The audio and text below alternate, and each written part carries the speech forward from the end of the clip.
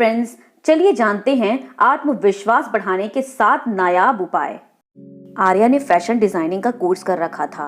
वो दिन रात मेहनत करती थी और बहुत अच्छे ड्रेसेस बनाया करती थी। वो जब भी ड्रेसेस बनाती थी लोग उसकी बहुत तारीफ करते थे। एक दिन उसकी मुलाकात एक सक्सेसफुल ड्रेस डिजाइनर से होती है।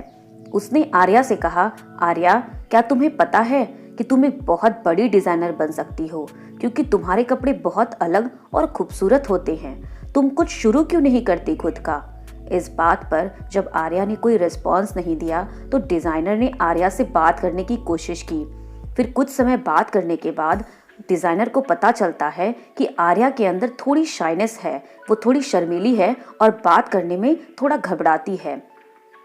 डिजाइनर ने आर्या को कुछ समझाने की कोशिश की कि आर्या, तुम्हारे अंदर थोड़ी सेल्फ कॉन्फिडेंस यानी कि आत्मविश्वास की कमी है, जिसकी वजह से उसका सेल्फ कॉन्फिडेंस थोड़ा डाउन हो जाता है और वो अपनी काबिलियत को पहचान नहीं पाती है।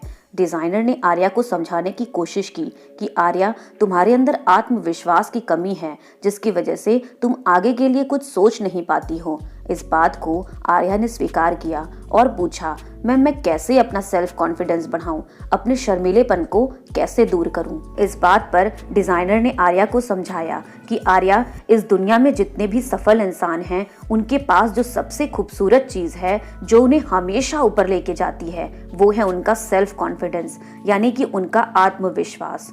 अगर आगे बढ़ना है तो आत्मविश्वास का होना बहुत जरूरी होता है। हम अक्सर स्कूल्स में देखते हैं जहां लिखा होता है आत्मदीपो भव, जिसका मतलब होता है खुद का दीपक बनो। दीपक का मतलब यहाँ नॉलेज यानी कि ज्ञान से है। आत्मविश्वास बढ़ाने के लिए सबसे जो जरूरी चीज है वो है ज्ञान का होना।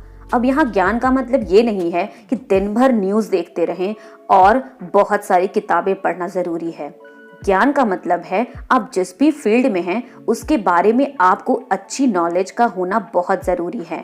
थोड़ा समय के साथ अपडेटेड रहना जरूरी है ताकि कॉन्फिडेंस हमेशा बना रहे। दूसरा, शाइनेस यानी कि शर्माना। ज्यादातर ये प्रॉब्लम लड़कियों में होती है। वो अपनी बातों को किसी के सामने रखने में हिचकिचाती हैं और शर्माती हैं। लेकिन अगर कॉन्फिडेंस बढ़ाना है तो सबसे पहले शर्माना कम करना होगा, क्योंकि शर्माने की वजह से आप अपनी बातों को किसी के सामने अच्छे से रख नहीं पाते हैं और लोगों से बात करने में पीछे हट जाते हैं, जिसकी वजह से कई बार आपका आत्मविश्वास नीचे हो जाता है और बिजनेस में नुकसान भी सहना पड़ता है। तो कोई ऐसा तरीका खोजें जिसकी वजह से आप ज्यादा से ज्यादा लोगों से बातचीत करें और उनके सामने अपनी बातों को रखना सीखें। तो ये तो हुआ आर्या के प्रॉब्लम्स का जवाब, लेकिन कॉन्फिडेंस बढ़ाने के लिए ऐसी बहुत सी चीजें हैं जो जानना जरूरी है। चलिए जानते हैं। तीसरा, प्रैक्टिस। कॉन्फिडेंस एक प्रोसेस है, एक प्रक्रिया है जो बिना प्रैक्टिस के हासिल नहीं की जा सकती है। कोई कितना भी नॉलेजेबल हो, लेकिन उस ज्ञान का अगर प्रैक्टिस करना छोड़ दे तो उसके सक्सेस को असफलता में बदलने में वक्त नहीं लगेगा। विराट कोहली को ही ले लीजिए, आज के समय के सक्सेसफुल क्रिकेटर हैं, ये हम सब जानते हैं। पर आज भी कोई भी मैच खेलने के पहले विराट कोहली प्रैक्टिस करना नहीं छोड़ते हैं। पर जिस दिन विराट कोहली अपना प्रैक्टिस करना छोड़ दें, ये मानकर बैठ जाएं कि मैं तो बहुत अच्छा क्रिकेट खेलता हूँ, अब कभी हार ही नहीं सकता हूँ, उसी दिन से विराट कोहली के हारने के चांसेस बढ़ने लग जाएंगे, क्योंकि उनके साथ के जो और खिलाड़ी होंगे वो प्रैक्टिस कर रहे होंगे और उनसे अच्छा प्रदर्शन करने लग जाएंगे। हम जितना प्रैक्टिस करते हैं हमें उतना ही एक्सपीरियंस होता है, सही गलत की पहचान होती है और अपने कमियों को जानते हुए उसको सुधारने की कोशिश करते हैं। फोर्थ, परफेक्ट बनने की कोशिश करना। अक्सर ऐसा होता है, जिस इंसान के अंदर कॉन्फिडेंस नहीं होता है वो सोचता है कि जो भी इंसान के अंदर आत्मविश्वास होता है उसके अंदर परफेक्शन होता है और वो दूसरों को देखकर घबराने लग जाता है और परेशान होता है कि मैं तो परफेक्ट ही नहीं हूँ, मेरे अंदर तो टैलेंट ही नहीं है, मुझसे कहीं कोई गलती ना हो जाए, कहीं मैं रिजेक्ट ना हो जाऊं, और पहले ही हार मान लेता है। लेकिन जरा सोचिए, फिल्म इंडस्ट्री के महानायक अमिताभ बच्चन ने भी जब बॉलीवुड में एंट्री ली थी उस वक्त उन्हें बहुत सारे रिजेक्शंस का सामना करना पड़ा था। लेकिन उस दिन अगर वो हार मानकर बैठ जाते कि मैं तो परफेक्ट नहीं हूँ, मेरे अगल बगल जितने भी लोग हैं परफेक्ट हैं और नॉलेजेबल हैं, तो आज वो फिल्म इंडस्ट्री के महानायक नहीं कहे जाते। उनके पास जो भी नॉलेज था उन्होंने उसको प्रैक्टिस किया और बिना परफेक्शन के बारे में सोचे आगे बढ़ते चले गए और आज फिल्म इंडस्ट्री के महानायक कहलाते हैं। परफेक्ट तो कभी कोई बन ही नहीं सकता है।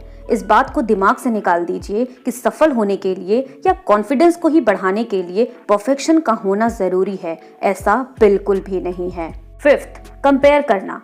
खुद को कभी किसी के साथ कंपेयर मत कीजिए।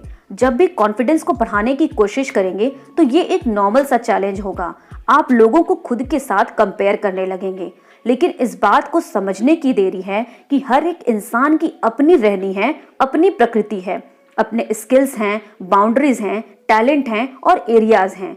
जैसे कि हम मछली की बात कर लें, मछली पानी में ही रह सकता है, हम उसे मिट्टी पर नहीं रख सकते क्योंकि उसकी वही रहनी है, उसकी वही प्रकृति है। वैसे ही इस दुनिया में जितने भी इंसान हैं अलग अलग हैं, उनकी अलग टैलेंट है, अलग बाउंड्रीज हैं, अलग एरियाज हैं। हमें अपने अपने टैलेंट पर फोकस करना चाहिए। हाँ, हमारा दिमाग भटके ना, इसके लिए हम अपने ही फील्ड के किसी एक्सपर्ट को फॉलो जरूर कर सकते हैं ताकि उनको ऑब्जर्व करते रहें और कुछ अच्छा और नया सीखते रहें अपने कॉन्फिडेंस को बनाए रखने के लिए। अब ये नहीं कि आप ड्रेस डिजाइन करते हैं, आपको हिना खान के कपड़े अच्छे लगते हैं इसलिए आप हिना खान को फॉलो करने लग गए। नहीं, हिना खान ने भी कपड़े खुद से नहीं बनाए, उसके भी कोई डिजाइनर होंगे, आप उनको फॉलो कीजिए, एक्सपर्ट को फॉलो कीजिए और सही डायरेक्शन में रहें। 6th, जो भी काम दिया गया है उसे टाइम से करने की कोशिश कीजिए।